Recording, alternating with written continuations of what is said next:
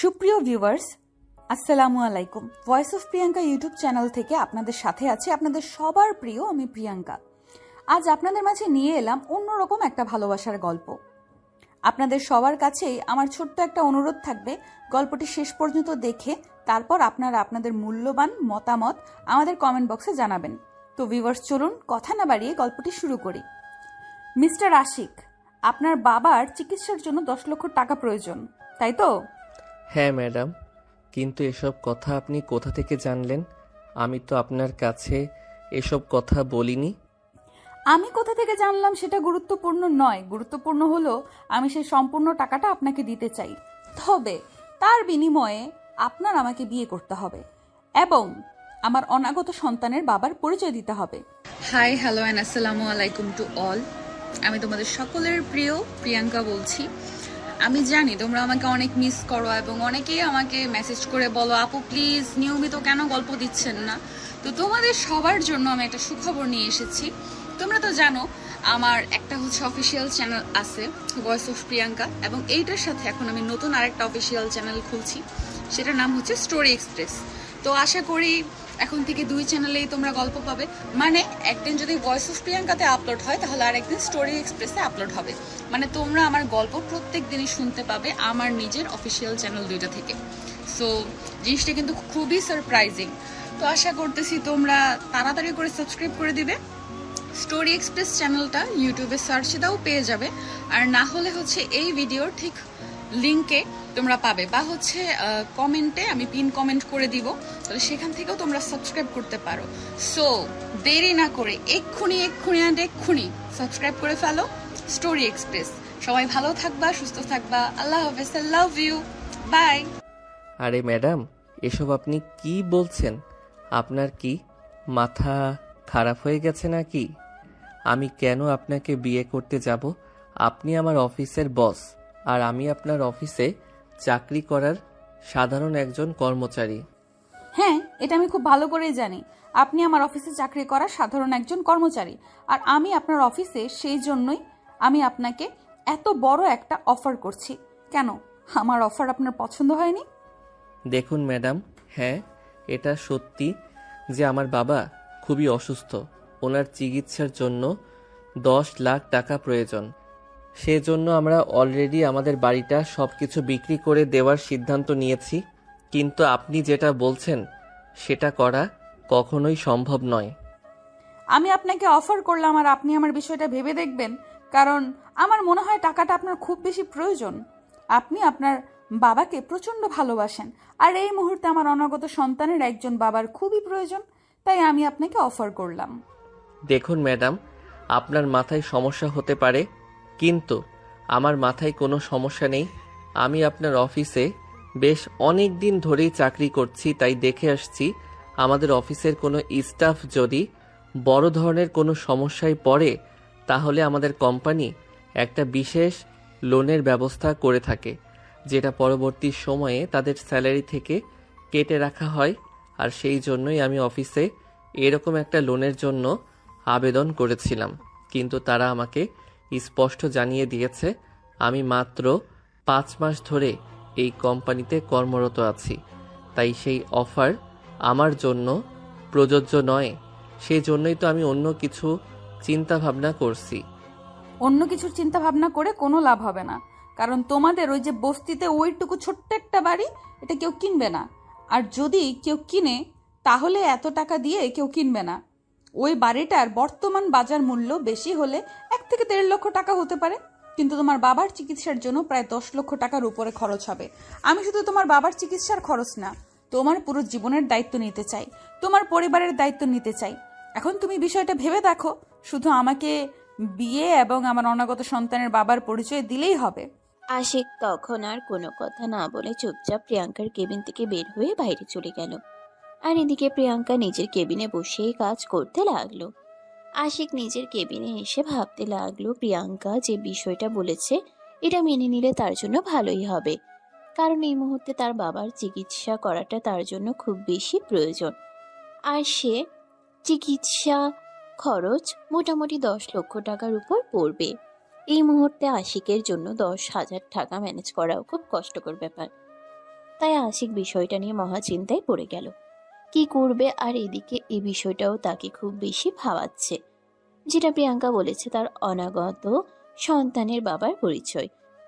সে কেন অন্য একজনের সন্তানের বাবার পরিচয় দিতে যাবে? তাছাড়া মেয়েরাও বা কেন এরকম হয়? প্রেম করে টাইম পাস করে বয়ফ্রেন্ডের সঙ্গে সময় কাটায়, আর যখন গর্ভে সন্তান চলে আসে তখন বয়ফ্রেন্ড মানে কেটে পড়ে। তাহলে এই মেয়েটা কেন অ্যাবর্শন করাচ্ছে না? কেন এই পিতৃ পরিচয়হীন সন্তানের বাবার পরিচয় তাকে দিয়ে দেওয়াতে চাইছে? তখন হঠাৎ করেই আশিকের কেবিনের দরজায় কেউ একজন নক করলো। আশিক ভিতর থেকেই বলতে লাগলো, দরজা খোলা আছে, ভিতরে আসতে পারেন। প্রিয়াঙ্কা আশিকের কেবিনের ভিতর প্রবেশ করলো আর সামনে রাখা চেয়ারটায় বসে পড়লো। তারপর আশিকের দিকে তাকিয়ে বলতে লাগলো, দেখুন, আমি যেটা বলেছি সেটা মেনে নিলে আপনার জন্যই ভালো হবে। কারণ এই মুহূর্তে আপনার অন্য কিছু চিন্তা করার চাইতে টাকার প্রয়োজনটা অনেক বেশি। হ্যাঁ, আমি জানি এই মুহূর্তে আমার টাকার খুব বেশি প্রয়োজন, কিন্তু তাই বলে আপনি যেটা বলছেন সেটা তো সম্ভব না। অসম্ভবের কিছুই নেই। আমি অলরেডি আমার বাসায় বলে দিয়েছি একটা ছেলের সঙ্গে আমার সম্পর্ক আছে, আর আমি যদি কখনো বিয়ে করি তাহলে তাকেই বিয়ে করব। আর এখন যদি তোমাকে বিয়ে করে আমি আমাদের বাড়িতে নিয়ে যাই তাহলে আমার বাবা মা এই সম্পর্কটাকে মেনে নেবে। তারা আমার অনাগত সন্তানের পরিচয় নিয়ে কখনো কোনো প্রশ্ন তুলবে না। দেখুন, কিছু মনে করবেন না, আমি একটা কথা বলি। আচ্ছা, আপনারা মেয়েরা এমন কেন আমি সেটাই বুঝতে পারি না।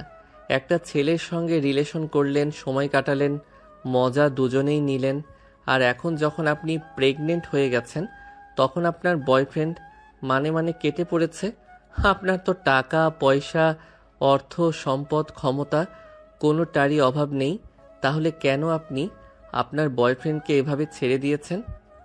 দেখো, আমি তোমাকে বিয়ে করতে চাই, আর চাই তুমি আমার অনাগত সন্তানের বাবার দায়িত্ব নাও। তাই আমি তোমাকে না চাইলেও সব কিছুই বলবো। আমি এই মানুষটাকে ভালোবাসতাম, বলতে পারো ভীষণ রকম ভালোবাসতাম, অন্ধের মতো বিশ্বাস করতাম।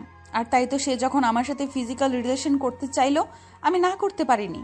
কিন্তু সে আমার অবর্তমানে আরও কয়েকটা মেয়ের সঙ্গে এরকম কাজ করেছে, তাই আমি বাধ্য হয়ে তাকে ছেড়ে এসেছি। আমার সাথে বেইমানিটা আমি সহ্য করতে পারিনি, কিন্তু সমস্যায় পড়ে গেলাম এখন, কারণ আমি 5 মাসের প্রেগন্যান্ট। এখন আমি চাইলেও অ্যাবর্শন করাতে পারবো না, কারণ আমি ডাক্তার দেখিয়েছিলাম আর ডাক্তার বলেছে বাচ্চা বড় হয়ে গেছে, এখন অ্যাবর্শন করালে আমার ক্ষতি হবে। তাছাড়া ভুল আমরা দুজনেই করেছি, আমার অনাগত সন্তান কোনো ভুল করেনি। তাই আমি তাকে কোনো রকম শাস্তি দিতে পারি না। জীবন মৃত্যু আল্লাহর হাতে, আমি তাকে হত্যা করার মতো পরিকল্পনা কখনোই করতে পারি না। সবটাই বুঝলাম, কিন্তু যে মানুষটা আপনার সঙ্গে এত বড় অন্যায় করেছে তাকে আপনি কিভাবে এত সহজে ছেড়ে দিলেন? কারণ আমি যতদূর আপনার ব্যাপারে জেনেছি, এই অফিসে আসার পর থেকে আপনি প্রচণ্ড রাগী আর জেদি। আপনার জেদের কাছে পৃথিবীর সব কিছু হার মেনে তাহলে আপনি ওই মানুষটাকে কিভাবে ছেড়ে দিলেন? শোনো, আমরা মেয়ে মানুষ, আমরা বড়ই অদ্ভুত একটা প্রাণী। আমরা যাকে ভালোবাসি তার জন্য সব কিছুই করতে পারি। হ্যাঁ, আমার টাকা পয়সা আর ক্ষমতার কোনো অভাব নেই, আমি চাইলেই তাকে জেল হাজতে নিয়ে যেতে পারতাম, এমনকি আমাকে বিয়ে করতে বাধ্য করতে পারতাম। কিন্তু এতে কি আদৌ তার চরিত্রের পরিবর্তন হতো? কখনোই হতো না। সে আমাকে ভালো না বাসুক, আমি তো তাকে ভালোবেসেছি। আমি আমার ভালোবাসার সাথে কখনো বেইমানি করতে পারি না। তাই আমি আমার এই অনাগত সন্তানের পরিচয় এতদিন ধরে গোপন রেখেছি। আর তুমি যেদিন থেকে এই অফিসের চাপ নিয়েছো তার 2 দিন আগেই আমার বয়ফ্রেন্ডের সঙ্গে আমার ব্রেকআপ হয়। সেদিন থেকেই আমি তোমাকে ফলো করছি। তুমি সব দিক থেকেই পারফেক্ট। আমি তোমার ব্যাপারে অনেক খোঁজ খবর নিয়েছি, তোমার কোনো গার্লফ্রেন্ড নেই, তাই তোমাকে আমার এমন প্রপোজাল দেওয়া। দেখুন ম্যাডাম, আপনি যখন আমার ব্যাপারে খোঁজ খবর নিয়েছেন তখন আপনি নিশ্চয়ই আমার ব্যাপারে সব কিছুই জানেন। আমি নিম্ন মধ্যবিত্ত ফ্যামিলির ছেলে, যেখানে আমাদের চাল আনতে ডাল ফোড়ায়। তবে আমি এই মুহূর্তে সঠিক কোনো সিদ্ধান্ত নিতে পারছি না, আমার মাথা কোনো কিছু কাজ করছে না। আপনি প্লিজ আমাকে একটু সময় দিন, আমি এই বিষয়টা ভেবে দেখব। আর দেখো, তোমাকে চাপ নিতে হবে না। তোমার যখন সময় হবে আমি সময় মতো তোমাকে মুক্তি দিয়ে দেব।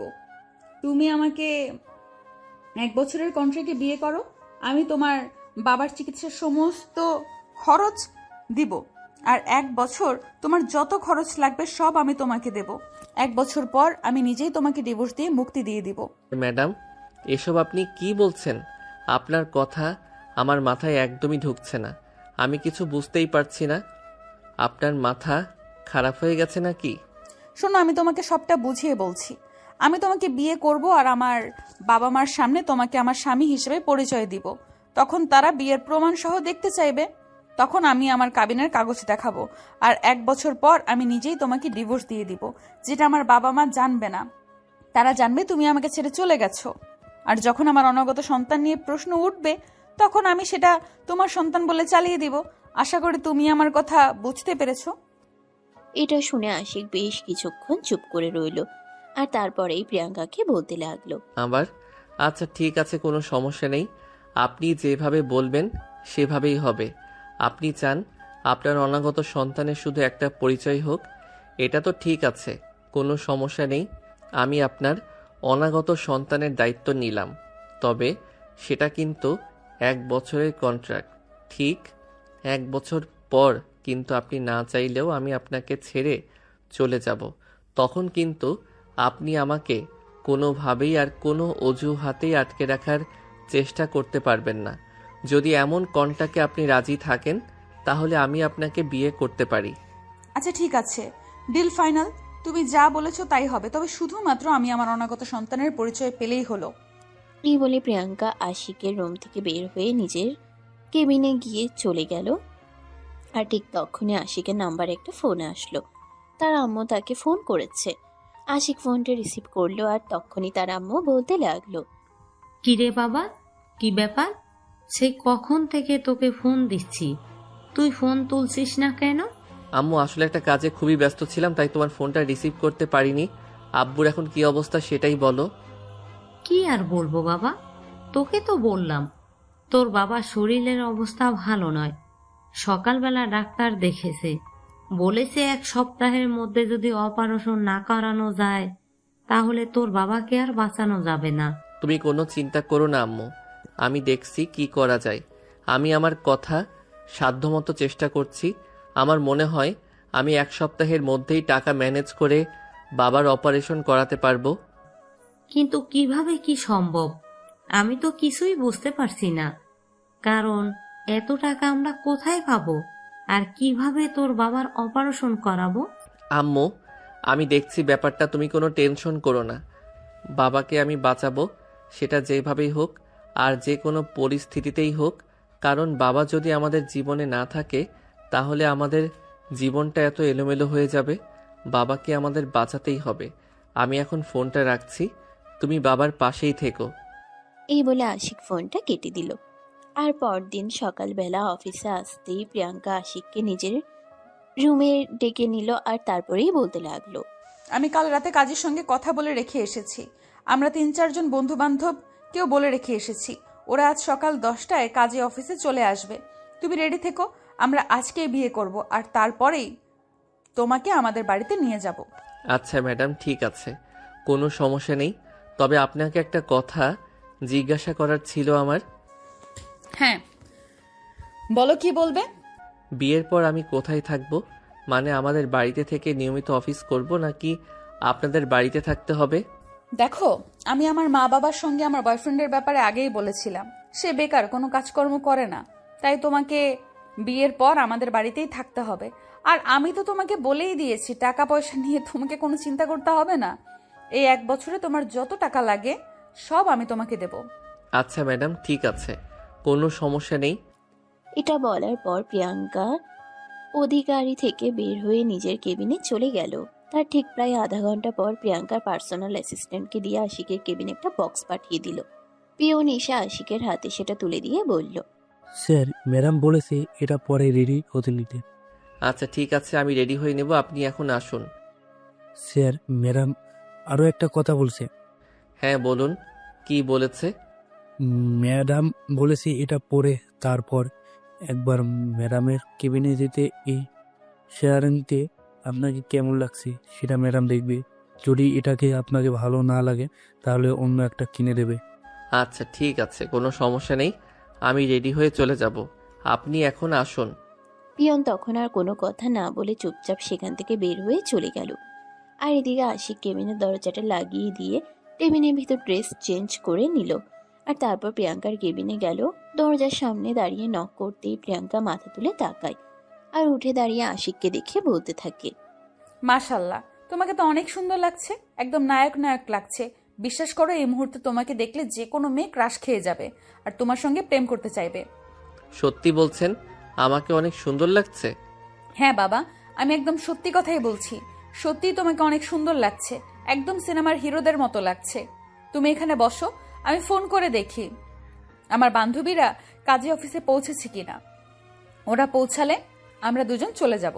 বলেই প্রিয়াঙ্কা নিজের মোবাইলটা নিয়ে তার বান্ধবীর নাম্বারে ফোন দিল। আর কি যেন কথা বলল, তারপর সে আশিককে বলতে লাগলো, দেখো, আমারও জীবনে অনেক ইচ্ছা ছিল আর 5টা মেয়ের মতো লাল টুকটুকি বেনারসি পরে পার্লার থেকে সেজে এসে তারপর বিয়ে করব। কিন্তু সেই ইচ্ছেটা আমার আর পূর্ণ হলো না। বাই দ্য ওয়ে, বিয়ে তো করছি, একটু সাজগোজ তো করতেই হবে।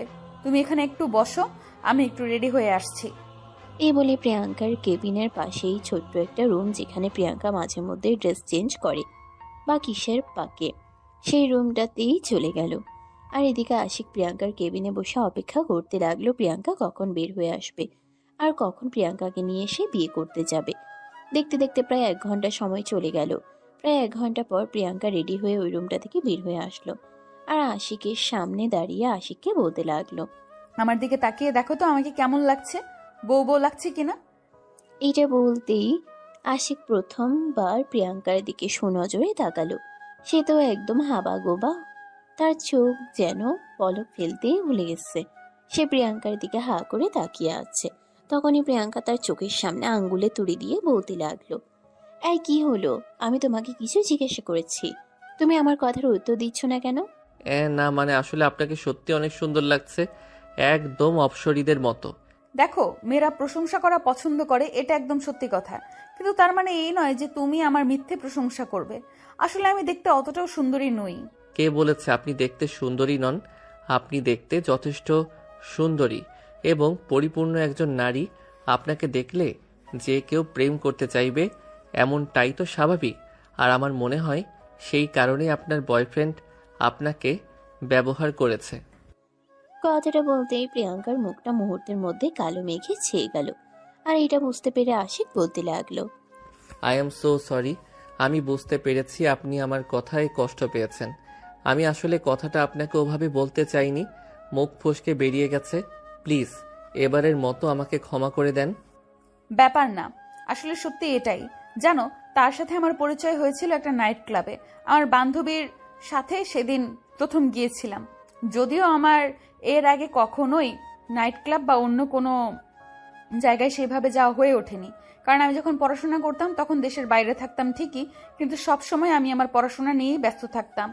আর আমার ছোট্ট একটা শখ ছিল, সেটা মাঝে মধ্যে গল্পের বই পড়তাম অবসর সময়ে। এইভাবেই আমার দিনগুলো ঠিকঠাক কেটে যেত। কিন্তু হঠাৎই বাংলাদেশে আসার পর আমার পুরনো বন্ধুদের সঙ্গে আবারও কথা হতে থাকে, আর তাদের একজনের সঙ্গে দেখা করার জন্যই আমি সেদিন রাতে নাইট ক্লাবে গিয়েছিলাম। আর সেই রাতেই ছিল আমার জীবনের দুর্বিষহ বিভীষিকাময় রাত। তখনই আমার জীবনে ওই মানুষটা আসে, আর মানুষটাকে প্রথম দেখাতেই আমি ভালোবেসে ফেলি। আর যখনই কিনা আমি জানতে পারলাম ওই মানুষটা আমাকে পছন্দ করে, আমাকে প্রপোজ করলো, তখন আর আমি তাকে রিজেক্ট করার সাহস পাইনি। আমিও তার সঙ্গে রিলেশনে যেতে রাজি হয়ে যাই। I am so sorry madam, আমি আপনাকে অতীতের ব্যাপারে কখনো কথা বলতে চাইনি। আর এইসব কথা মনে করানোর কোনো ইচ্ছেই আমার ছিল না, কিন্তু আনফর্চুনেটলি আমার মুখ দিয়ে কথাটা বের হয়ে গেছে। আপনি প্লিজ আমাকে ক্ষমা করে দেবেন। আরে তুমি শুধু শুধু কেন নিজের উপর দোষ নিচ্ছ? আমি বললাম তো, কোনো ব্যাপার না। এমন কিছু মানুষের জীবনে হয়েই থাকে, আমি কিছু মনে করিনি। আর এটা নিয়ে তোমাকে এত ঘাবড়াতে হবে না, তুমি রিল্যাক্স হও। বলে প্রিয়াঙ্কা আশিকের সামনে থাকা চেয়ারে বসতে বলল আর নিজে নিজের চেয়ারে গিয়ে বসে পড়ল। আর ঠিক কিছুক্ষণ পরেই আবারও প্রিয়াঙ্কার বান্ধবী প্রিয়াঙ্কাকে ফোন দিলে প্রিয়াঙ্কা ফোনটা রিসিভ করতে অপর প্রান্ত থেকে শুনতে পেল, কি রে প্রিয়ঙ্কা, কি ব্যাপার, কোথায় তুই? আমরা তো অলরেডি কাজী অফিসে অনেকক্ষণ আগেই চলে এসেছি, তুই এখনো আসিস না কেন? আরে দোস্ত, তুই যে কি বলিস না, এই জীবনে প্রথমবার বিয়ে করতে যাচ্ছি, একটু রেডি হবার তো ব্যাপার স্যাপার আছে।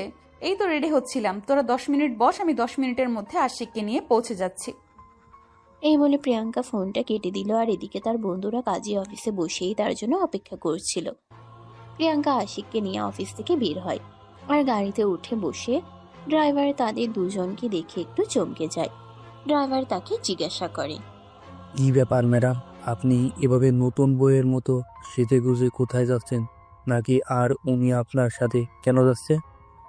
দেখুন, আপনি আমার ড্রাইভার, শুধু ড্রাইভারের জায়গাতেই থাকুন। আমার ব্যক্তিগত ব্যাপারে আপনাকে নাক গলাতে কেউ বলেনি।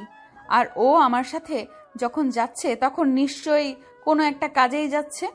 এরপর কিছু নিয়ে আপনার চিন্তা না করলেও চলবে। চলুন আপনি, আমি লোকেশন বলে দিচ্ছি। বলে প্রিয়াঙ্কা গাড়িতে উঠে বসলো আর ড্রাইভারকে গাড়ি স্টার্ট করতে বলল। ড্রাইভারও তখন প্রিয়াঙ্কার ধমক খেয়ে আর কোনো কথা বলল না, চুপচাপ গাড়ি চালাতে শুরু করলো। প্রিয়াঙ্কা ড্রাইভারকে বলে কাজী অফিসের সামনে গাড়ি নিয়ে আসতে ড্রাইভারও কোনো কথা না বলে কাজী অফিসের সামনে সেই গাড়ি দাঁড় করালো। আর তারপর প্রিয়াঙ্কা আশিককে নিয়ে গাড়ি থেকে নামলো আর ড্রাইভারকে সেখানেই অপেক্ষা করতে বলল। প্রিয়াঙ্কার আশিককে নিয়ে কাজী অফিসের ভিতরে ঢুকে গেল, যেখানে তার বান্ধবীরা আগে থেকে অপেক্ষা করছিল। প্রিয়াঙ্কার কাজী সাহেবকে গতকাল রাতেই ফোনে সবকিছু বলে রেখেছিল, তাই কাজী সাহেব লেখাপড়ার সমস্ত ব্যাপার শেষ করে রেখেছিলেন। প্রিয়াঙ্কা সেখানে আসা মাত্রই কাজী সাহেবকে বলতে থাকে, কাজী সাহেব, আপনি সবকিছু ঠিকঠাক করে রেখেছেন তো? আপনাকে আমি ঠিক যেভাবে বলেছিলাম সেইভাবে সমস্ত লেখা লিখেছেন তো? হ্যাঁ ম্যাডাম, আপনি আমাকে যেভাবে বলেছিলেন আমি ঠিক সেভাবেই সব কিছু লিখে রেখেছি। আপনি তো এমনটাই বলেছিলেন যে এখানে লেখা থাকবে 1 বছরের জন্য কন্ট্রাক্ট ম্যারেজ করেছেন আপনারা দুজনে, আর তার বিনিময়ে আপনার হাজবেন্ড তার 1 বছরের সমস্ত খরচাপাতি সহ তার বাবার অপারেশনের সমস্ত টাকা আপনি বহন করবেন। ওকে, ঠিক আছে, এবার বিয়ের সমস্ত নিয়ম রীতি শেষ করুন। ম্যাডাম, সেখানে সেরকম কোনো নিয়ম যদি নাই, আপনারা দুজনে রেজিস্ট্রেশন পেপারে সাইন করবেন আর কবুল করবেন, ব্যাস এতটুকুই হয়ে যাবে। আমি তো সেটাই বললাম, সেটাই শুরু করুন। আপনি এভাবে চুপ করে বসে আছেন কেন? তাড়াতাড়ি শুরু করুন, আমাদের হাতে সময় খুবই কম। বলতেই কাজী সাহেব আশিকের থেকে সাইন করিয়ে নিল আর সেই সঙ্গে প্রিয়াঙ্কার কাছ থেকেও। তারপরেই কাজী সাহেব আশিককে উদ্দেশ্য করে বলতে লাগলো, আশিক সাহেব শুনুন, প্রিয়াঙ্কা চৌধুরী বাবা আশরাফ চৌধুরী ঢাকা বনানী নিবাসী আপনাকে 1 বছরের জন্য কন্ট্রাক্ট ম্যারেজ করতে চাই, যার বিনিময়ে আপনি পাবেন আপনার বাবার অপারেশন সমস্ত খরচ এবং সেই সঙ্গে আপনার 1 বছরের সমস্ত খরচ। আপনি কি এই প্রস্তাবে রাজি? রাজি থাকলে কবুল বলুন। কবুল, কবুল, কবুল।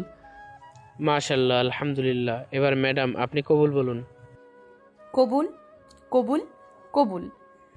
যাক, আলহামদুলিল্লাহ। এখন থেকে আপনারা আগামী 1 বছরের জন্য বৈধ হাজব্যান্ড ওয়াইফ। আপনাদের এই বিয়ের সময়সীমা আগামী 1 বছর, তারপর আপনারা নিজ ইচ্ছায় নিজেদের মতো আলাদা হয়ে যেতে পারবেন এবং আলাদা থাকতে পারবেন। যদি আপনারা দুজনের সম্মতি থাকে এবং এটা মনে হয় যে আপনারা দুজন ডিভোর্স করতে চান না সারা জীবন একসঙ্গেই থাকতে চান, তাহলে আমার সঙ্গে যোগাযোগ করবেন, আমি বাকিটা ব্যবস্থা করে দেব। আর যদি আপনারা আলাদা হয়ে যেতে চান তাহলে আদালতে ডিভোর্সের জন্য আবেদন করবেন। ওকে, ঠিক আছে, কোনো সমস্যা নেই। আর বাকি কিছু নিয়ে আপনাকে কোনো চিন্তা করতে হবে না, আপনার কাজ শেষ। দোস্ত, এবার বাইরে চল। এই বলে প্রিয়াঙ্কা তার বান্ধবীদের নিয়ে কাজী অফিসের বাইরে এসে দাঁড়ালো। আর তখনই তার বান্ধবীরা সবাই একসঙ্গে প্রিয়াঙ্কাকে ধরে বসলো আর বলতে লাগলো, দোস্ত, নতুন বিয়ে করেছিস, এবার আমাদেরকে মিষ্টি খাওয়া। মিষ্টি তোদেরকে অবশ্যই খাওয়াবো, মিষ্টি তোদেরকে অবশ্যই খাওয়াবো। তোরা চল আমার সঙ্গে, তোরা যা খেতে চাইবি আমি সব কিছুই তোদেরকে খাওয়াবো। আজ তোদের জন্য আমার পকেট পুরো খোলা আছে। ও আচ্ছা, তাহলে তো ভালোই হলো। ঠিক আছে, তাহলে চল, আমাদেরকে নিয়ে কোনো 7 স্টার রেস্টুরেন্টে খাওয়াতে হবে কিন্তু। বলতেই প্রিয়াঙ্কা তাদেরকে গাড়িতে উঠতে বলল। আর তার বান্ধবীরাও তখন আর এক মুহূর্তও দেরি না করে গাড়িতে উঠে বসলো। তারপরেই প্রিয়াঙ্কা ড্রাইভারকে বলল শহরের সবচাইতে বড় 7 স্টার রেস্টুরেন্টে নিয়ে যেতে। ড্রাইভার সেখানে নিয়ে আসলো আর তারপরে প্রিয়াঙ্কা তার বান্ধবী আর আশিককে নিয়ে রেস্টুরেন্টের ভিতরে ঢুকে গেল। তার বান্ধবীরা নিজেদের মতো ইচ্ছা মতো খাবার, প্রিয়াঙ্কা তাদের সবাইকে নিয়ে খাওয়া দাওয়া করলো, বিল পরিশোধ করলো। খাওয়া দাওয়া শেষে সবাই একসঙ্গে বসে আছে। তখনই প্রিয়াঙ্কার বান্ধবী হঠাৎ করে আশিককে উদ্দেশ্য করে বলতে লাগলো, দুলাভাই, আপনি কিন্তু জিতছেন। আমার বান্ধবীর মতন একটা মেয়েকে নিজের বউ হিসেবে পেয়েছেন, যার অর্থ, সম্পদ, টাকা পয়সা কোনো কিছুর কমতি নেই, সেই সঙ্গে যথেষ্ট রূপবতী বউ।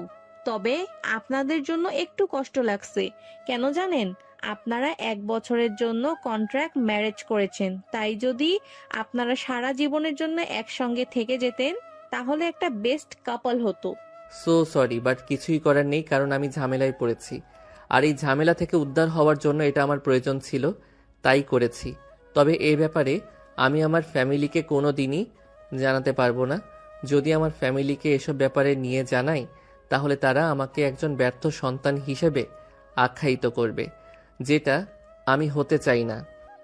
কোনো ব্যাপার না, তুমি এসব কিছু নিয়ে একদম চিন্তা করো না। আমি যখন তোমাকে কথা দিয়েছি তখন আমি কথা রাখবো। আমার প্রয়োজন আমার অনাগত সন্তানের একজন বাবা, আর তোমার প্রয়োজন টাকা। আমারটা আমি পেয়ে গেলে তোমারটা তোমাকে দিয়ে দেব।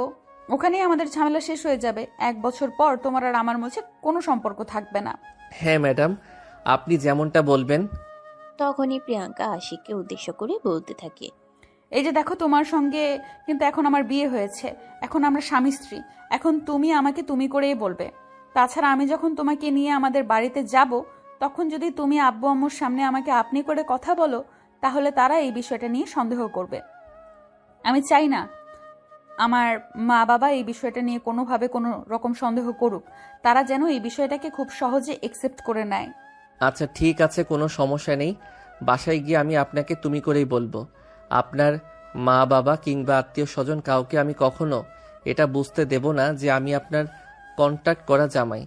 অতঃপর প্রিয়াঙ্কা আশিক দুজনেই তার বান্ধবীদের বিদায় দিয়ে প্রিয়াঙ্কাদের বাসার উদ্দেশ্যে রওনা দিল। প্রায় ঘন্টাখানেক লাগলো বাসায় এসে পৌঁছাতে। কলিং বেল চাপ দিতেই প্রিয়াঙ্কাকে এরকম লাল শাড়ি পরে নতুন বউয়ের মতো সাজুগুজু করা দেখে একটু অবাক হয়ে জিজ্ঞাসা করেন। কি রে মা, আমি তো ব্যাপারটা কিছুই বুঝতে পারলাম না। তুই এমন নতুন বউদের মতো শাড়ি পরে আছিস কেন? প্রিয়াঙ্কা তখন একটু থেমে গিয়ে তারপরেই তার আম্মুকে বলতে লাগে। আম্মু, আসলে আমি বিয়ে করে ফেলেছি। মানে কি এসবের? মাথা খারাপ হয়ে গেছে নাকি? তুই আমাদের সঙ্গে মজা করছিস? আমি তো কিছুই বুঝতে পারছি না। আম্মু, আমার মাথা খারাপ হয়নি, আর আমি তোমার সঙ্গে কোনো মজা করছি না। যা সত্য তাই বলছি।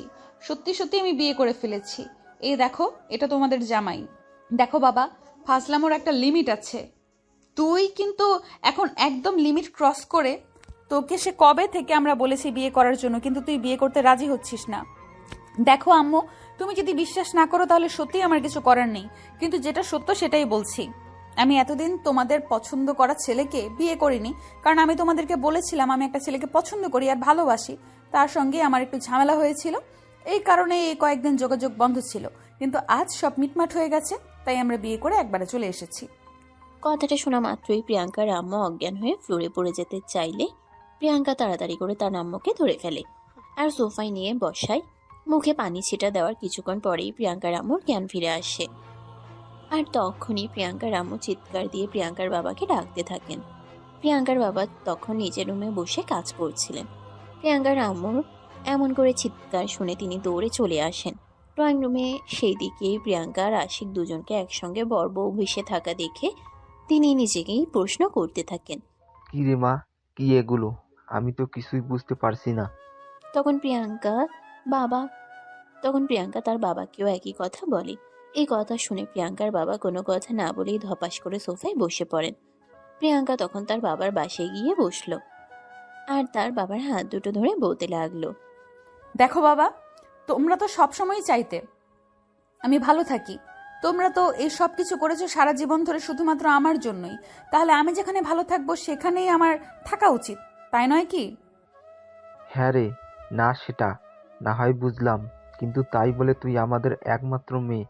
তোমাকে নিয়ে আমাদের মনে কত আশা, কত স্বপ্ন।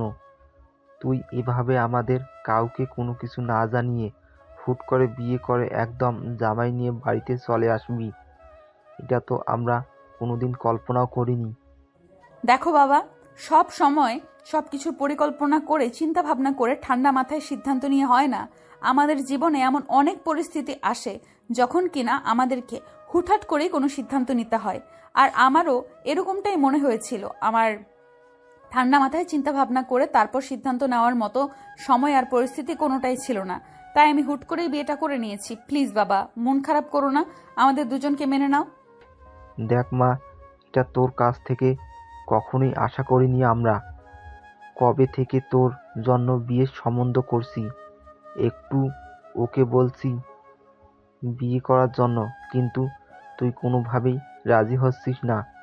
আর এখন আমাদেরকে না জানিয়ে এভাবে বিয়ে, তুই আমাদেরকে বলতি তুই কাউকে পছন্দ করিস, তাহলে আমরা বড় করে অনুষ্ঠান করে তারপর তোর বিয়ে দিতাম। তখন প্রিয়াঙ্কা তার বাবার হাত দুটো ধরে আবারও বলতে থাকে। দেখো বাবা, যা হওয়ার তা হয়ে গেছে, সেটা নিয়ে চিন্তা করলে তো আর চলবে না। এখন আমাদের ভবিষ্যতের দিন কিভাবে যাবে, ভবিষ্যতে কি হবে না হবে, সেসব কিছু নিয়ে চিন্তা করতে হবে। এই বলে তার বাবা অনেক অনুনয় বিনয় করতে থাকে যাতে তার মা বাবা দুজনেই আশিককে মেনে নেয়।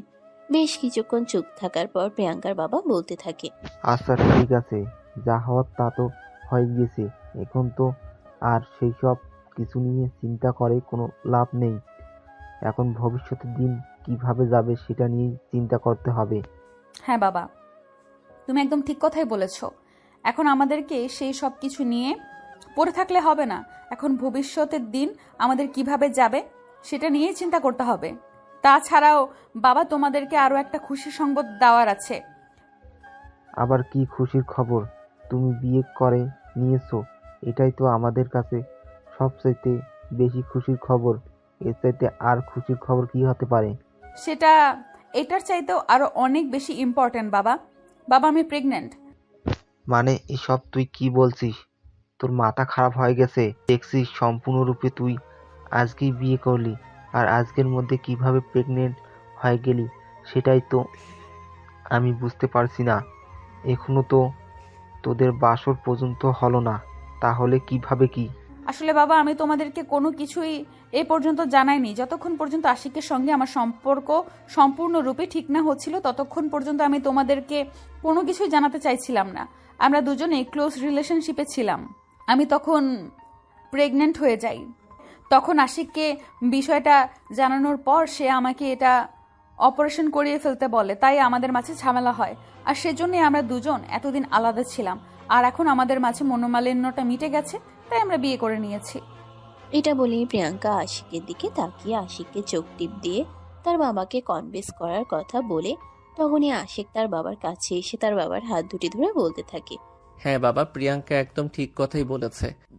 আসলে আপনি তো আমাদের দুজনকে দেখেই বুঝতে পারছেন আমাদের মাঝে একটু এইজ গ্যাপ আছে, তাই আমি চাইছিলাম না আমাদের মাঝে এরকম কিছু হোক। আর সেই জন্যই আমি প্রিয়াঙ্কাকে অ্যাবর্শন করিয়ে ফেলতে বলেছিলাম, কারণ সে কোটিপতি বাবার একমাত্র আদরের রাজকন্যা, আর আমি নিম্ন মধ্যবিত্ত ফ্যামিলি থেকে উঠে আসা একটা ছেলে। তার উপর আবার আমার মা বাবা আত্মীয় স্বজন বলতে কেউ নেই, আমার বাড়িঘর কোনো কিছুর কোনো ঠিক ঠিকানা নেই, এতিমখানায় বড় হয়েছি। হ্যাঁ বাবা, তোমাকে তো আমি আগেই বলেছিলাম, বড়লোকদের বকে যাওয়া ছেলেদের আবার কখনোই পছন্দ ছিল না।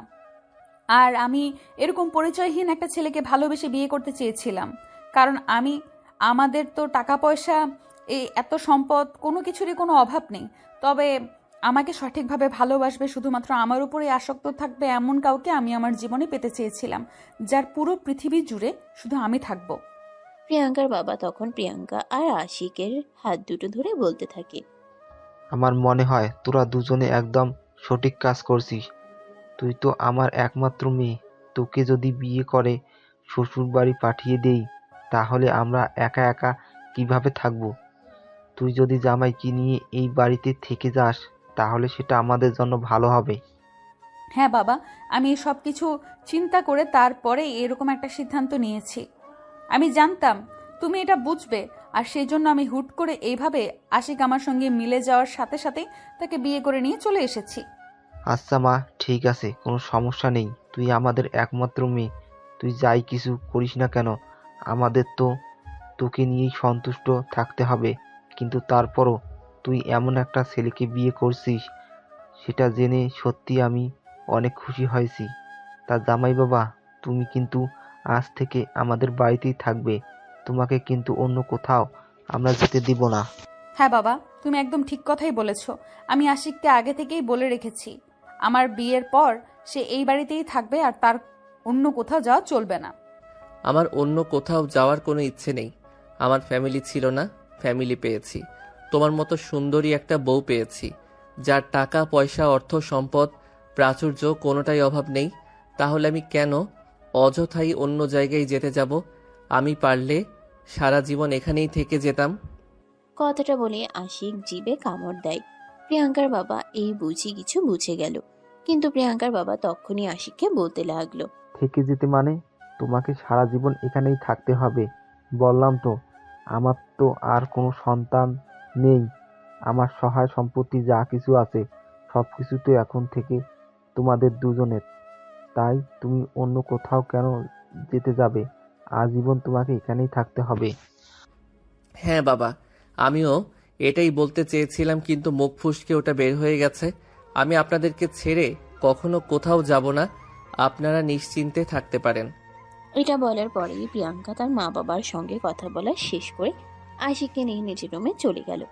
রুমের ভিতর প্রবেশ করেই রুমের দরজাটা ভিতর থেকে লক করে দিল, আর তারপরেই বলতে লাগলো, আরে তুমি কি বলতে গিয়ে কি বলে ফেলছিলে? এই আর একটু হলেই তো বাবার কাছে ধরা পড়ে যেতাম। I am so sorry madam, আসলে মুখ ফসকে বেরিয়ে যাচ্ছিল, তাই তো আমি কথার প্রসঙ্গ পাল্টে নিলাম। যাই হোক, আর কখনো এমন হবে না। আচ্ছা ঠিক আছে, যাও ফ্রেশ হয়ে আসো, বিকেলে তোমাকে নিয়ে একটু বাইরে বের হব। তোমার জন্য কিছু কেনাকাটা তো করতে হবে। তখনই আশিক প্রিয়াঙ্কাকে বলতে থাকে, না মানে আসলে ম্যাডাম, আমি আপনাকে একটা কথা বলতে চাইছিলাম।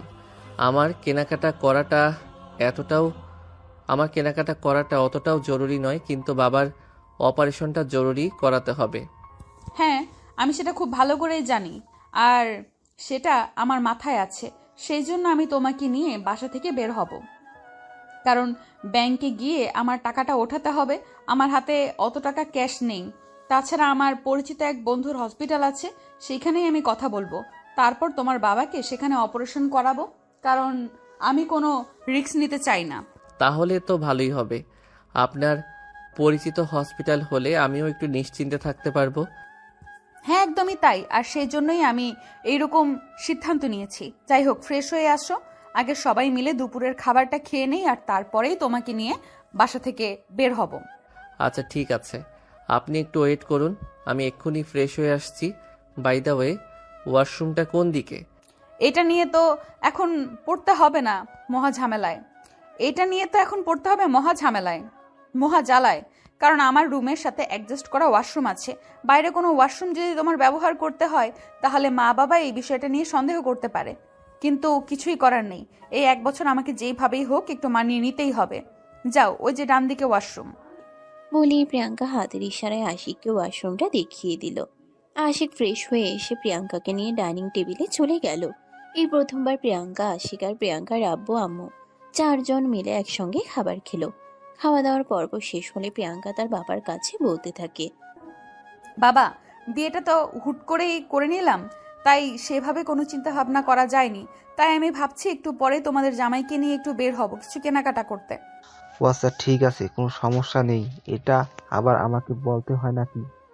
তোর কত টাকা লাগবে সেটা বল, আমি তোর অ্যাকাউন্টে পাঠিয়ে দিচ্ছি। না বাবা, এই মুহূর্তে কোনো টাকা লাগবে না, আর আমার অ্যাকাউন্টে যথেষ্ট টাকা আছে। যা আছে তা দিয়ে হয়ে যাবে। যদি প্রয়োজন হয় তাহলে নেক্সট টাইম অবশ্যই আমি তোমাকে জানাবো। আচ্ছা ঠিক আছে, কোনো সমস্যা নেই। যা প্রয়োজন হয় আমাকে বলিস। আর হ্যাঁ, জামাই যা যা লাগে সব কিনে দিবি। কোনো কিছু কিন্তু একদম বাকি রাখবি না। আমাদের পরিবারে একমাত্র জামাই বলে কথা, যেন কোনোভাবেই কোনো কিছু কমতি না পড়ে। হ্যাঁ বাবা, একদম। এই দিকে আমার একদম খেয়াল থাকবে। তাহলে আমি উঠলাম। এই বলে প্রিয়াঙ্কা আশিককে নিয়ে খাবার টেবিল থেকে উঠে গেল, আর তারপর দুজনেই চলে গেল বাইরে। প্রিয়াঙ্কা বাসার বাইরে এসে প্রথমেই আশিককে নিয়ে ব্যাংকে চলে গেল, আর ব্যাংক থেকে প্রিয়াঙ্কা 12 লাখ টাকা উঠালো। আর তারপরে আশিককে নিয়ে প্রিয়াঙ্কার বন্ধুর হসপিটালে চলে গেল। সেখানে সব কথাবার্তা বলে সবকিছু ঠিকঠাক করে হসপিটালের সমস্ত বিল অ্যাডভান্স পেমেন্ট করে আশিককে প্রিয়াঙ্কা বলতে লাগলো, হসপিটালের সমস্ত বিল অ্যাডভান্স পেমেন্ট করা হয়ে গেছে। এবার তুমি শুধু তোমার বাবাকে এখানে এনে অ্যাডমিট করালেই সব কাজ খুব দ্রুতই করা হবে। আমি আমার বন্ধুর সঙ্গে সবকিছু খুলে বলেছি, ও বলেছে কোনো প্রবলেম হবে না। আপনাকে আমি কি বলে ধন্যবাদ জানাবো সেটার ভাষা সত্যি আমার জানা নেই। আপনি সত্যি অনেক ভালো, আপনার জীবনের সত্যি ভালো কিছু হবে। ভালো আর বাসলাম কই। আর তুমি তুমি নিজেকে কি মনে করো? তুমি পৃথিবীর সবচাইতে উদার ব্যক্তি যে এইভাবে নির্দ্বিধায় কাউকে ভালোবেসে যাবে, তাই না? আমি তো স্বার্থের কাছেই নিজেকে বিক্রি করে দিলাম। আমি তো আর আপনাকে ভালোবেসে বিয়ে করিনি বা আপনার সন্তানের পরিচয় দিতে চাইনি। আমার টাকার প্রয়োজন ছিল, আর আপনার প্রয়োজন ছিল আপনার সন্তানের একটি পিতৃ পরিচয়। আপনি আমাকে টাকা দিয়েছেন, তার বিনিময়ে আমি 1 বছর আপনার স্বামী হিসেবে অভিনয় করব শুধু। হ্যাঁ, সেটা না হয় মানলাম, কিন্তু তুমি অভিনয় করে হলেও তো তুমি আমার সন্তানের পিতৃ পরিচয় দিতে চেয়েছো। কিন্তু আসলে যেই মানুষটা আমার সন্তানের বাবা, সে তো আমার সন্তানকে একবার স্বীকারও করতে চাইলো না। আসলে ম্যাডাম, সারা দুনিয়াটাই স্বার্থের লীলা খেলা। এখানে যদি আমার সান্ত্বনা থাকে তাহলে হয়তো আমিও এভাবে আপনাকে বিয়ে করতে রাজি হতাম না। এই বলে দুজন কথা বলতে বলতে হসপিটাল থেকে বের হলো। আর তারপরেই আশিক তার মাকে ফোন দিয়ে সবটা জানালো। এখানে সবটা বলতে আমি শুধু আপনাদেরকে এটাই বোঝাতে চাইছি হসপিটালের বিলের ব্যাপারটা, কিন্তু প্রিয়াঙ্কার ব্যাপারে কোনো কিছুই সে জানালো না, যেহেতু সে প্রিয়াঙ্কাকে 1 বছর পর ডিভোর্স দিয়ে দেবে। তো আর একদিন পরেই আশিকের বাবাকে ওই হসপিটালে এডমিট করানো হয় এবং অপারেশন সাকসেসফুল হয়। 15 দিন পর আশিকের বাবাকে হসপিটাল থেকে রিলিজ করা হয়। এরপর দেখতে দেখতে চলে যায় প্রায় 4 মাস। প্রিয়াঙ্কা ইতিমধ্যে 9 মাসের অন্তঃসত্ত্বা। অফিসের কাজ সামলানো তার জন্য একটু টাফ হয়ে গেছে। তাই প্রিয়াঙ্কার বাবা সেদিন খাবার টেবিলে বলতে লাগলো, দেখ মা, এই সময়টাতে প্রত্যেকটা মেয়েই নিজের একটু বিশ্রাম দেওয়ার প্রয়োজন, এক্সট্রা কেয়ার এর প্রয়োজন হয়। তাই আমি বলছি কি আগামী 6-7 মাস 2 বাসায় থাকা, অফিসের দিকটা না হয় আমি সামলে নেব। বাবা, তুমি পারবে না, তোমার এখন বয়স হয়েছে। আমার এখনো সেরকম কোনো বয়স হয়নি। তুমি চেয়েছিলে বলেই তোমাকে অফিসের দায়িত্ব আমি নিজের হাতে তোমাকে দিয়েছিলাম। কিন্তু আমি একজন পুরোদম্বর ব্যবসায়ী। অফিসের দিকটা আমি ঠিকঠাক সামলে নিতে পারবো। তোমাকে এই সব কিছু নিয়ে কোনো চিন্তা করতে হবে না। তুমি এই 6-7 মাস বাসায় থাকবে এবং সম্পূর্ণ রেস্টে থাকবে। তারপর প্রিয়াঙ্কার বাবা প্রিয়াঙ্কাকে আর কোনো কথাই বলতে দিল না। আর এদিকে প্রিয়াঙ্কাও তার বাবার সঙ্গে তর্ক করার মতো মেয়ে নয়। তার বাবার কথা সে চুপচাপ মেনে নিল, কারণ হাজার হোক সে একজন মেয়ে, আর মেয়েদের এই সময়টাতে সত্যিই বিশ্রামের খুবই প্রয়োজন হয়। দেখতে দেখতে আরো 15 দিন সময় কেটে গেল। হঠাৎ করেই প্রিয়াঙ্কার ডেলিভারি পেইন উঠল। প্রিয়াঙ্কার শরীর ক্রমশ খারাপ হতে লাগলো। বিছানায় ছটফট করতে শুরু করলো। সে নিজেকে কোনোভাবেই আর স্থির রাখতে পারছিল না। আশিক তার পাশে বসা ছিল, তার হাত দুটো ধরে কান্না করছিল। সেজন্য প্রিয়াঙ্কার যন্ত্রণা আর সহ্য করতে পারছিল না। তখনই সে প্রিয়াঙ্কার বাবাকে ফোন দিয়ে সবটা জানায়। প্রিয়াঙ্কার মা তখন জরুরি একটা কাজে বাড়ির বাইরে ছিল। তাই প্রিয়াঙ্কার বাবা আশিককে বলে, আমি অ্যাম্বুলেন্সকে ফোন করে দিচ্ছি, তুমি প্রিয়াঙ্কাকে নিয়ে এখনই হসপিটালে যাও। এর মধ্যে আমি হসপিটালে পৌঁছে যাব। বলে তিনি ফোনটা কেটে দিলেন। এদিকে আশিকও আর এক মুহূর্তও দেরি না করে প্রিয়াঙ্কাকে নিয়ে বাসা থেকে বের হয়ে গেল। প্রিয়াঙ্কার বাবা যেহেতু আগে থেকে হসপিটালে কথা বলে রেখেছিল, তাই হসপিটালে এসে তাদেরকে আর কোনো ঝামেলাও পোহাতে হলো না। সোজা প্রিয়াঙ্কাকে ওটিতে নিয়ে যাওয়া হলো। প্রায় 1 ঘন্টা পর অপারেশন থিয়েটার থেকে ডাক্তার বের হয়ে আসলেন। আশিক দৌড়ে ডাক্তারের কাছে গেলেন আর ডাক্তারকে জিজ্ঞাসা করতে লাগলেন, ডাক্তার, আমার স্ত্রী সন্তান কেমন আছে? আলহামদুলিল্লাহ, অপারেশন সাকসেসফুল। বাচ্চা এবং বাচ্চার মা দুজনেই সম্পূর্ণ সুস্থ আছে। কিছুক্ষণের মধ্যেই তাদেরকে কেবিনে শিফট করা হবে, তখন চাইলে দেখা করতে পারবেন। বলে ডাক্তার সেখান থেকে চলে গেল। আর এদিকে আশিক খুশিতে একদম কান্না করে দিচ্ছে। সে তো ভেবেছিল প্রিয়াঙ্কার কি না কি হয়ে যায়, কারণ সে প্রথমবার সামনে থেকে কাউকে মা হওয়ার জন্য এভাবে ব্যথায় ছটফট করতে দেখেছে। তার খুব ভয় হচ্ছিল তখন। তার ঠিক 20 মিনিট পরেই প্রিয়াঙ্কাকে কেবিনে শিফট করা হলো। প্রিয়াঙ্কার এখনো জ্ঞান ফিরেনি। তার পাশেই বাচ্চাটাকে শুয়ে রাখা হয়েছে। আশিক বাচ্চাটাকে একবার কোলে নিল। দেখতে মাশাআল্লাহ একদম প্রিয়াঙ্কার মতোই হয়েছে। কি মিষ্টি চেহারা, একদম মায়ায় পড়ে যাওয়ার মতো। এদিকে প্রিয়াঙ্কার মা বাবা দুজনেই ততক্ষণেই হসপিটালে চলে এসেছে। কেবিনে এসেই প্রিয়াঙ্কার বাবা আগে প্রিয়াঙ্কার কাছে গেল, কিন্তু প্রিয়াঙ্কার তখনও জ্ঞান ফিরে নাই। তাই তিনি প্রিয়াঙ্কার মাথায় হাত বুলিয়ে দিয়ে তারপর প্রিয়াঙ্কার মেয়েকে কোলে নিয়ে চুমু খেতে লাগলেন। বাহ, আমার নানু ভাইটা দেখতে একদম আমার মেয়ের মতোই হয়েছে। এই বলে প্রিয়াঙ্কার মা বাবা দুজনেই প্রিয়াঙ্কার মেয়েকে আদর করতে থাকে। কিছুক্ষণ পরেই প্রিয়াঙ্কার জ্ঞান ফিরে আসে। আশিক তখন প্রিয়াঙ্কার হাত দুটো ধরে বলতে থাকে, এখন কেমন আছো তুমি? এই তো আলহামদুলিল্লাহ, আল্লাহর রহমতে ভালোই আছি। তোমার চোখ দুটো এমন ফুলে আছে কেন? তুমি কি কান্না করেছিলে নাকি? না মানে আসলে তোমার এমন অবস্থাটা কি আমার একটু ভয় ভয় লাগছিল তাই আর কি। আরে পাগল, এটা সেরকম সিরিয়াস কোনো ব্যাপার না। প্রত্যেকটা মেয়ে মা হওয়ার সময় এইটুকু যন্ত্রণা সহ্য করে থাকে, এই জন্য তোমাকে এইভাবে কান্না করতে হবে নাকি? তখনই প্রিয়াঙ্কা আশিকের কানের কাছে মুখ নিয়ে বলতে থাকে, এত মায়া লাগিয়ে কি লাভ আছে? এই তো আর কয়েকটা মাস, তারপর তো আমাকে ছেড়ে সারা জীবনের জন্য চলেই যাবে। এত মায়া না লাগানোই ভালো। এত মায়া লাগালে পরে মায়ে পড়ে যাবে, তখন আমাকে ছেড়ে থাকতে, আমাকে ভুলে থাকতে তোমার খুবই কষ্ট হবে। প্রিয়াঙ্কা এই কথাটা বলা মাত্রই আশিকের দুই চোখ দিয়ে দুই ফোঁটা পানি পড়ে গেল। আশিক তখন প্রিয়াঙ্কার সামনে না থেকে সেখান থেকে চলে গেল। প্রিয়াঙ্কাও তখন সেটা খুব ভালোভাবেই বুঝতে পারলো, কিন্তু তারপর সেই বিষয়টা নিয়ে আর কথা বাড়ালো না। আশিক চলে যাওয়ার পর প্রিয়াঙ্কা তার মা বাবার সঙ্গে কথা বলতে থাকে। এভাবে দেখতে দেখতে 7 দিন পর প্রিয়াঙ্কা হসপিটাল থেকে বাসায় চলে আসে। কিন্তু বাসায় আসার পর থেকে প্রিয়াঙ্কার মেয়েটা বড্ড বেশি বিরক্ত করতে শুরু করে। সারাদিন রাত শুধু কান্না করতো, ঘুমাতে চাইতো না। দিনের বেলায় না হয় ফ্যামিলির সবাই বাচ্চাকে দেখাশোনা করতো, কিন্তু রাতের বেলায় প্রিয়াঙ্কা একদম নাজেহাল হয়ে যেত। এদিকে আশিক তখন বাচ্চাকে কোলে নিয়ে হাঁটাহাঁটি করতো আর প্রিয়াঙ্কাকে ঘুমাতে বলতো। যদিও প্রিয়াঙ্কার তখন ঘুম আসতো না, কারণ একটা বাচ্চা যখন কান্না করবে তখন তার মায়ের চোখে কোনোভাবেই ঘুম আসতে পারে না। কিন্তু তারপরেও এভাবে বাচ্চাটাকে লালন পালন করতে করতে প্রিয়াঙ্কা একদম হাঁপিয়ে যাচ্ছিল।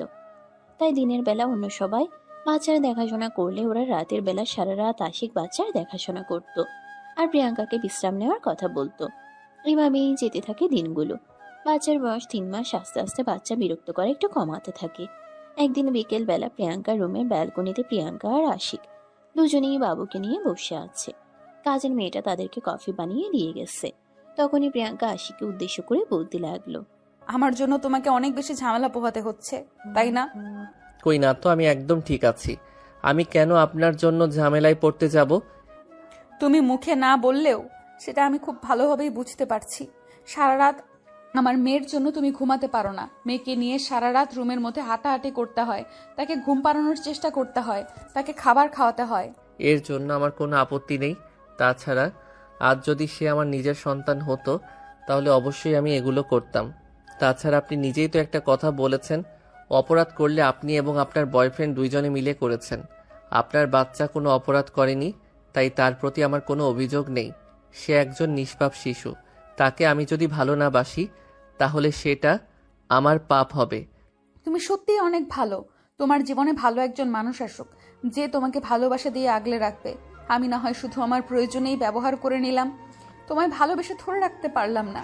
যদি তোমার মতো একজন কাউকে জীবনে ভালোবাসতে পারতাম আর ভালোবেসে ধরে রাখতে পারতাম, তাহলে হয়তো আমার জীবনটা পরিপূর্ণ হয়ে যেত।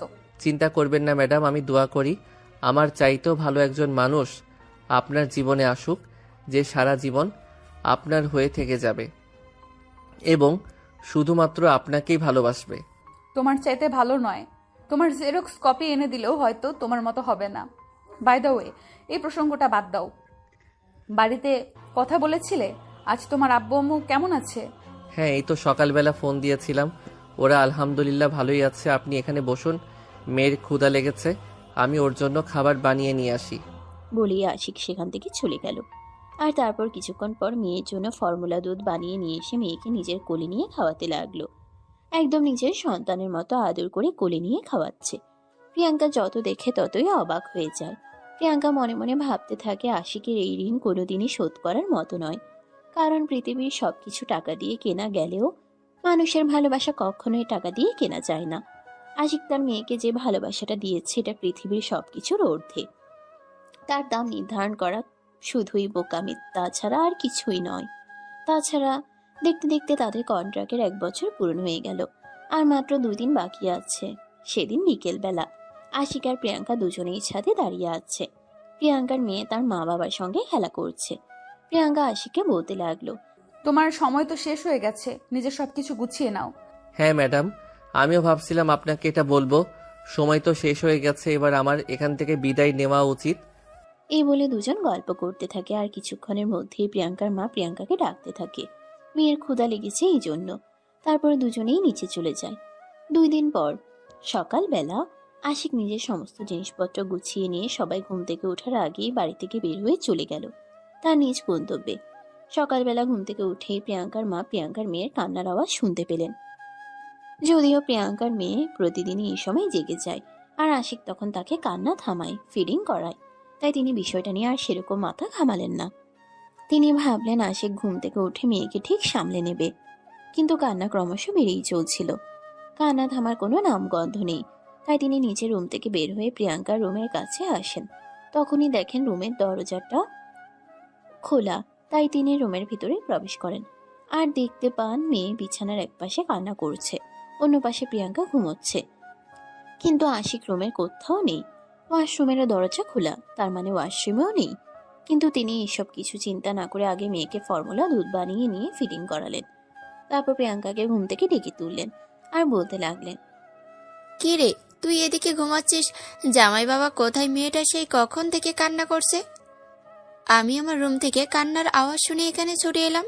প্রিয়াঙ্কা চোখ কসলাতে কসলাতে বিছানার উপর উঠে বসে। আর তখনই তার মনে পড়ে আজ 1 বছর কন্ট্রাক্টের দিন শেষ হয়ে গেছে। তাই হয়তো আশিক কাউকে কোনো কিছু না বলেই হুট করে চলে গেছে। তারপরে প্রিয়াঙ্কা কোনো কিছু না বোঝার ভান করে তার আম্মুকে বলতে থাকে, আছে হয়তো আশেপাশে কোথাও, আমি তো ঘুমাচ্ছিলাম, আমি তো দেখতে পাইনি ওকে। এই বলে প্রিয়াঙ্কা কিছু সময়ের জন্য কথাটাকে পাল্টে নেয়। কিন্তু সকাল গড়িয়ে দুপুর আর দুপুর গড়িয়ে বিকেল হয়ে গেল। যখন আশিক আসছিল না বা তাকে কোথাও দেখা যাচ্ছিল না, তখনই প্রিয়াঙ্কার আম্মুর সন্দেহ বাড়তে থাকে। তিনি প্রিয়াঙ্কাকে জিজ্ঞাসা করতে থাকেন, দেখ, আমার মনে হয় জামাই বাবার কিছু হয়েছে। তুই যদি কিছু জেনে থাকিস তাহলে সেটা আমাদেরকে বল, আমরা চেষ্টা করে দেখি কিছু করতে পারি কিনা।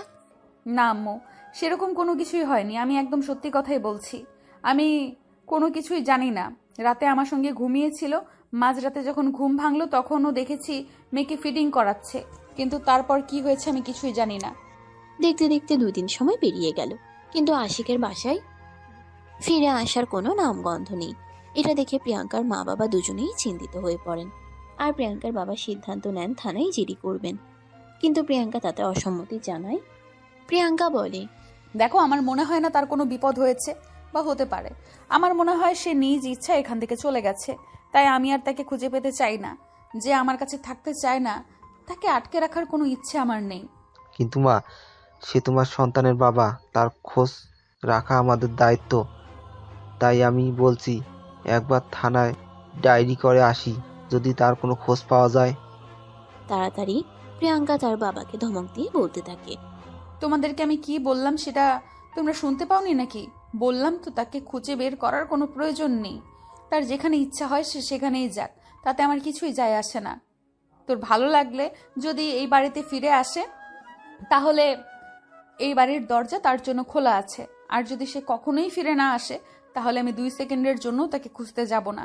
আমার সন্তানের জন্য আমি যথেষ্ট, আর কারোর কোনো প্রয়োজন নেই। তখনই প্রিয়াঙ্কার মা বাবা প্রিয়াঙ্কার মুখের উপর আর কোনো কথা বলার সাহস পেলেন না। তারা খুব ভালো করেই জানেন প্রিয়াঙ্কা প্রচন্ড রাগী। প্রিয়াঙ্কার ইচ্ছার বিরুদ্ধে গিয়ে যদি তারা আশিকের খোঁজ খবর নিতে চান তাহলে প্রিয়াঙ্কা উল্টোপাল্টা কিছু করে বসতে পারে। তাই তারা এই ব্যাপারে আর কথা বাড়ালো না। দিনে দিনে তারা এই বিষয়টা ভুলেই গেল। এদিকে প্রিয়াঙ্কার মেয়েটা বড় হতেই শুরু করলো। তার বয়স 5 বছরে পা দিল। তাকে এবছর একটা ইংলিশ মিডিয়াম স্কুলে ভর্তি করানো হয়েছে। মেয়েটা টুকটাকে ইংরেজিও বলতে পারে, বাংলা ভাষায় বিশুদ্ধ কথা বলতে পারে। এমনিতে মেয়েটা একটু ছটফটে, সমাধান সবসময় চন্মনা হয়ে থাকে। তার কোলে বন্ধুদের সঙ্গে মা বাবা আসে, কিন্তু তার সঙ্গে শুধু মা আসে। এই বিষয়টা তাকে ভীষণ রকম ভাবায়। তাই সে একদিন তার আম্মুকে বলে, আম্মু, সবার ড্যাডি তাদের সঙ্গে স্কুলে আসে, আমার ড্যাডি কেন আসে না? আমার ড্যাডি কোথায়? তোমার ড্যাডি দেশের বাইরে থাকে, তুমি যখন অনেক বড় হবে তখন আমাদের কাছে আসবে। না আম্মু, আমি ড্যাডির সঙ্গে দেখা করতে চাই, তুমি আমাকে ড্যাডির কাছে নিয়ে চলো। আমি ড্যাডির কাছে যেতে চাই, আমি কোনো কথা শুনবো না, প্লিজ আমাকে নিয়ে চলো। আম্মু তুমি বোঝার চেষ্টা করো, তোমার ড্যাডি এখানে থাকে না। তোমার ড্যাডি অনেক দূরে থাকে, আমরা চাইলেও ওখানে যেতে পারবো না। তাই প্লিজ তুমি এটা নিয়ে আর বাড়াবাড়ি করো না। তুমি আর বায়না করলে আমি তোমার বায়না পূরণ করতে পারবো না। আম্মু, তোমাকে যখন আমি একবার বলেছি আমি ড্যাডির সঙ্গে দেখা করব, তুমি ততক্ষণ পর্যন্ত আমাকে ড্যাডির সঙ্গে দেখা না করাবে, ততক্ষণ পর্যন্ত আমি তোমার কোনো কথাই শুনবো না, খাওয়া দাওয়াও করবো না, পড়াশুনো করবো না। আজ থেকে আমার সম্পূর্ণ বন্ধ সব। বলে স্কুল থেকে নিজে নিজেই বের হয়ে আসে। প্রিয়াঙ্কা তার পিছন পিছন এসে তাকে গাড়িতে উঠিয়ে নেয় আর তারপর বাড়িতে নিয়ে আসে। কিন্তু বাড়িতে আসার পর থেকে তোহা কারোর সঙ্গে কথা বলছে না, খাবার খাচ্ছে না, রুমে চুপচাপ বসে আছে। প্রিয়াঙ্কা আর প্রিয়াঙ্কার মা বাবা সবাই মিলে অনেক প্রচেষ্টা করলো, কিন্তু তোহাকে কোনো খাবার খাওয়াতে পারেনি। তখনই প্রিয়াঙ্কার মা প্রিয়াঙ্কাকে বলতে লাগলো, কিরে প্রিয়াঙ্কা, তোহার কি হয়েছে? ও খাবার খাচ্ছে না কেন? এভাবে জেদ দেখাচ্ছে কেন? আম্মু তোহা তার ড্যাডির সঙ্গে দেখা করতে চাইছে, এখন আমি তার ড্যাডিকে কোথা থেকে এনে দেব? আরে এ তো পড়লাম মহা ঝামেলায়।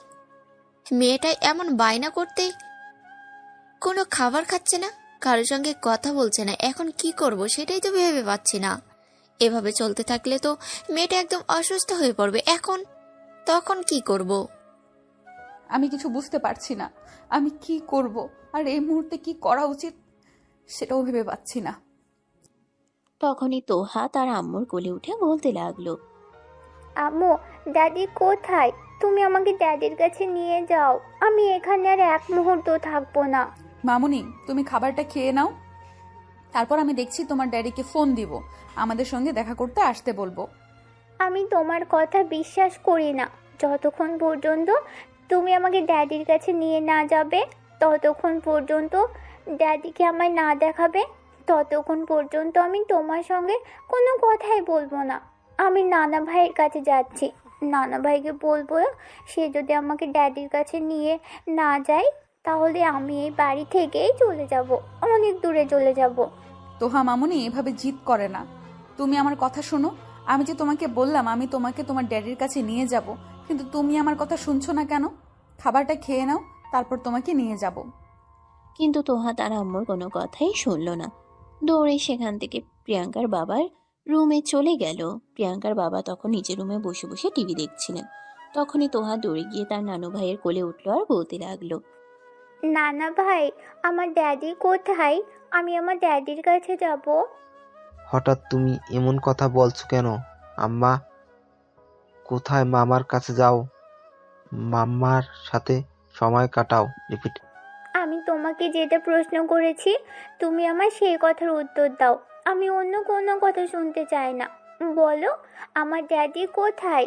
আমি ড্যাডির কাছে যেতে চাই। তোমার ড্যাডি আমাদের ছেড়ে অনেক দিন আগেই চলে গেছেন, যেটা তোমাকে কখনো বলা হয়নি। তোহা তখন আর সেখানে এক মুহূর্তও দাঁড়ালো না, সোজা রুমে চলে আসলো আর কান্না করতে লাগলো। এভাবে দুদিন চলে গেল। তোহা খাবার খায় না, কারোর সঙ্গে কথা বলে না।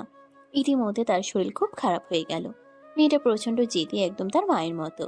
যখন কোনো কিছু বলবে তখন যতক্ষণ পর্যন্ত সেটা করতে না পারবে তার আগেই রেহাই নেই।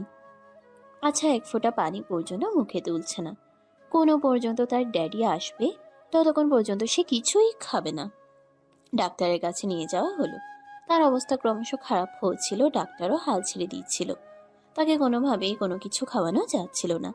ডাক্তারকে শহরে নামকরা এক হসপিটালে নিয়ে যাওয়ার কথা বললেন প্রিয়াঙ্কা।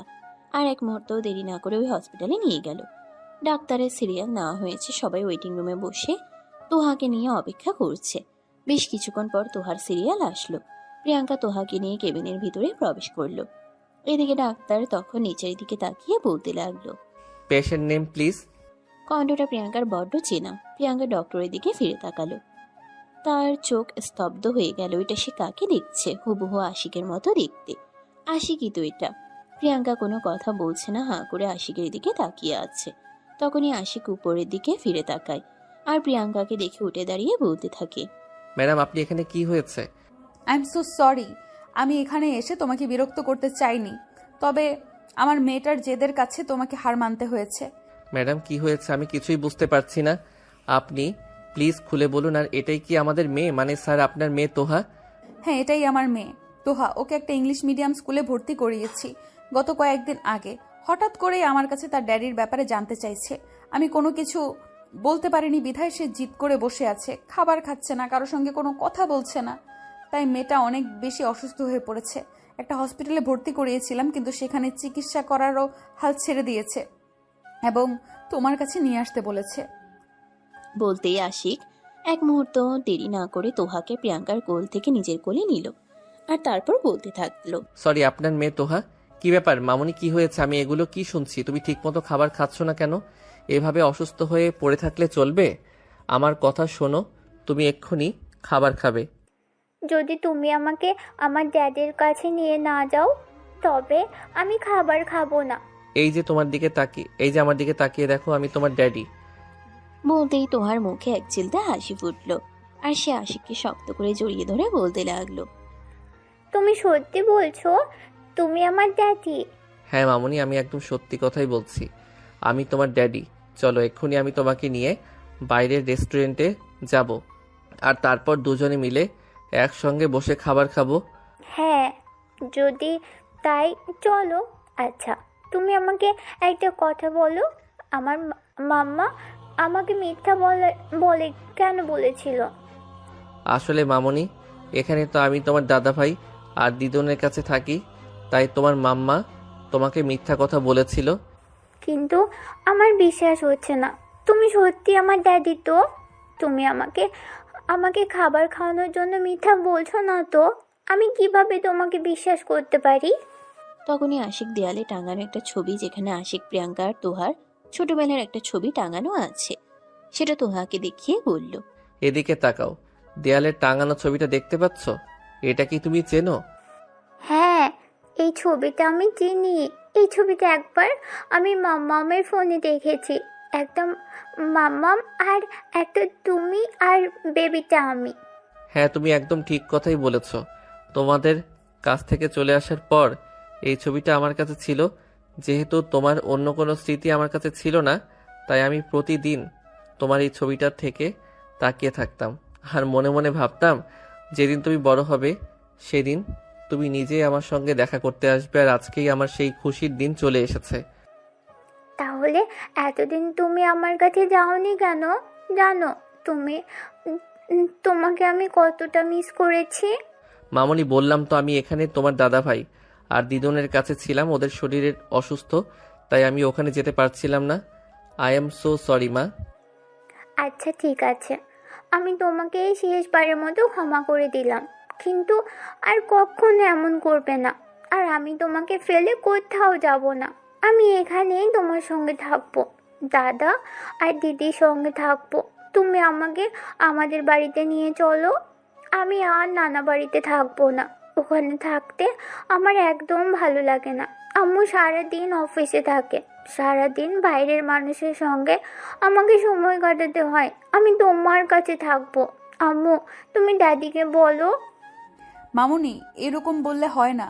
ওখানে তুমি শহরের একটা ভালো স্কুলে পড়াশোনা করো, আমরা এখানে থাকতে পারি না। তাছাড়া আমার অফিস আছে।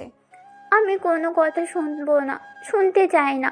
তুমি চলে গেলে চলে যেতে পারো, আমি ড্যাডির কাছেই থাকবো। আমি আমার দাদা দিদুরের কাছে থাকবো। আমি তোমার সঙ্গে যাব না। এই বলে মা মেয়ের মধ্যে কথা কাটাকাটি হচ্ছিল, আর তখনই আশিক তোহাকে বলতে লাগলো। আচ্ছা মামনি, ঠিক আছে, তুমি আমার কাছেই থেকে যেও। তোমার মাম্মাম না হয় চলে যাবে। এখন যাও, আগে দুজনে খাবার খাবো। বলে আশিক তোহাকে কোলে নিয়ে কেবিন থেকে বের হয়ে আসলো। যদিও তার অনেক পেশেন্ট বাকি ছিল, সে সবাইকে বলে দিল পরের দিন আসছে, আর সে তার মেয়েকে সময় দিবে। এই বলে সে হসপিটাল থেকে বের হয়ে গেল। তারপর মেয়েকে নিয়ে বড় একটা রেস্টুরেন্টে চলে গেল। সেখানে তিনজন একসঙ্গে বসে খাবার খেলো, আর তারপরেই তোহাকে বলতে লাগলো। মামনি, এখন তো তুমি তোমার ড্যাডিকে পেয়ে গেছো, তাহলে তুমি মাম্মামের সঙ্গে চলে যাও। কথাটা বলতেই তোহা রেগে গেল, আর তখনই কান্না করতে করতে বলতে লাগলো। আমি তো তোমাকে একবারই বলে দিয়েছি আমি আর কখনো ও বাড়িতে যাব না। ওটা আমাদের বাড়ি নয়। আমাকে আমার দাদা বাড়ি নিয়ে চলো, ওটা আমার বাড়ি। সবাই আমাকে বলে আমি নাকি আমার নানা বাড়িতে থাকি, আর কখনোই নানা বাড়িতে ফিরে যাব না।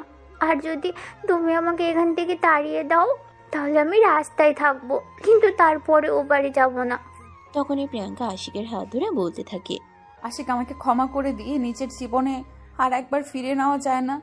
ম্যাডাম কোথায় আপনি? আর কোথায় আমি আপনার এখান থেকে চলে আসার পর পড়াশোনাটা শেষ করেছি। আপনি তো জানতেন আমি তখন স্টুডেন্ট ছিলাম, তারপর অনেক কষ্ট করে ডাক্তারের চাকরিটা নিয়েছি। এখন আলহামদুলিল্লাহ আমার অবস্থা একটু উন্নতি হয়েছে, কিন্তু তারপরেও যেখানে আমি আপনার চাকর ছিলাম সেখানে আমি আপনার বর হতে পারি কি করে? আশিক, তুমি হয়তো এটা ভুলে গেছো যে তুমি ওই বাড়ি থেকে চলে এসেছো ঠিকই, কিন্তু আমাদের অফিসিয়ালি ডিভোর্স এখনো হয়নি। আমরা অফিসিয়ালি এখনো হাজব্যান্ড ওয়াইফ। হ্যাঁ, সেটা আপনি একদম ঠিক বলেছেন। আমি ওখান থেকে চলে আসার পর তোহা আর আপনার কথা কোনোভাবেই বলতে পারছিলাম না, যদিও অনেক চেষ্টা করেছিলাম। আমি ভেবেছিলাম আমি চলে আসার পর আপনি নিজেই হয়তো অফিসিয়ালি ডিভোর্সের জন্য অ্যাপ্লাই করবেন, কারণ আপনি তো এরকমটাই বলেছিলেন। কিন্তু এতদিন অপেক্ষা করার পরেও আমি কোনো ডিভোর্স লেটার পাইনি। ভেবেছিলাম হয়তো আপনি সব কিছু ভুলে গেছেন আর তোহাকে নিয়ে হয়তো দেশের বাইরে দূরে কোথাও চলে গেছেন। তখনই তোহা বলতে থাকে, কি হলো ড্যাডি? তুমি আমাকে দাদু বাড়িতে নিয়ে যাও, আমি এখানে আর থাকবো না, তাড়াতাড়ি নিয়ে যাও আমাকে। আমার আমার ভালো লাগছে না, আমি দাদুর কাছে যাব। তখনই প্রিয়াঙ্কা আবারও আশিককে বলতে থাকে, আমার কথা চিন্তা করো না, মেয়েটার কথা অন্তত চিন্তা করে আমাকে স্ত্রীর মর্যাদা দিয়ে বাসায় নিয়ে যাও প্লিজ। আচ্ছা ঠিক আছে, আমি আপনার কথাই নয় আপনার মেয়ের কথা চিন্তা করে আপনাকে আমার বাড়িতে নিয়ে যাচ্ছি। তুমি এখনো আমাকে আপনি করে বলছো? সরি মাই ডিয়ার বউ, চলো তুমি আমি আর আমাদের মেয়ে তিনজনে মিলে নতুন একটা সংসার গড়ব, আমাদের সুন্দর একটা পরিবার হবে, তাই না? হ্যাঁ, যেরকমটা প্রত্যেকটা মেয়েরই স্বপ্ন থাকে আমারও ছিল, কিন্তু একটা কালবৈশাখী ঝড় এসে আমার সেই স্বপ্নটাকে দুঃস্বপ্নে পরিণত করে। তুমি এখনো সেই ভয়ঙ্কর অতীতের কথা মনে করে মন খারাপ করো? আরে না, কি যে বলো তুমি, আমি তো সেই সব কিছু কবেই ভুলে গেছি। এখন শুধু তুমি বলছো বলেই মনে পড়ে গেল। তবে একটা কথা বলি, এখন কিন্তু আমি আমার অধিকার চাইবো। মানে? এখন তো তোমার সঙ্গে আমার কন্ট্রাক্ট ম্যারেজ তখন তো তোমার সঙ্গে আমার কন্ট্রাক্ট ম্যারেজ হয়েছিল। তুমিও আমাকে নিজের স্ত্রীর রূপে চাওনি, আমিও তোমাকে নিজের স্বামীর রূপে চাইনি। এখন কিন্তু অবশ্যই আমি আমার অধিকার আদায় করে নেব। তুমি আমাকে কোনো বাধা দিতে পারবে না। বলে আশিকের বুকে মাথা লুকালো প্রিয়াঙ্কা। আশিকও তাকে শক্ত করে জড়িয়ে ধরে কপালে আলতো করে একটা চুমু খেলো। আর তখনই পাশ থেকে তোহা বলতে লাগলো, কি মজা, কি মজা, ড্যাডি মাম্মামকে চুমু খেয়েছে। এটা শুনেই প্রিয়াঙ্কা পড়ে গেল মহালজ্জায়। এদিকে আশিক তখন তোহাকেও কোলে নিয়ে তাকেও চুমু খেলো। আর তিনজনে হাসি আনন্দে মেতে উঠল। তারপরে আশিক প্রিয়াঙ্কাকে তার বাড়িতে নিয়ে গেল। আর সবাই মিলে সুখে শান্তিতে জীবন কাটাতে লাগলো। সুপ্রিয় ভিউয়ার্স, আমাদের আজকের গল্পটা এই পর্যন্তই ছিল। আশা করি গল্পটার মধ্য দিয়ে আপনাদেরকে একটু হলেও ভালো লাগা উপহার দিতে পেরেছি। গল্পটি আপনাদের কাছে কেমন লেগেছে ছোট্ট একটা কমেন্টে জানাবেন। আর নিত্য নতুন ভালোবাসার গল্প পেতে আমাদের চ্যানেলটিকে সাবস্ক্রাইব করবেন। সবাই ভালো থাকবেন, সুস্থ থাকবেন। আবারও দেখা হবে নতুন কোনো এক ভালোবাসার গল্পে। সে পর্যন্ত সবাই অপেক্ষায় থাকুন। এ পর্যন্ত সাথে থাকার জন্য ধন্যবাদ। আল্লাহ হাফেজ। সমাপ্ত।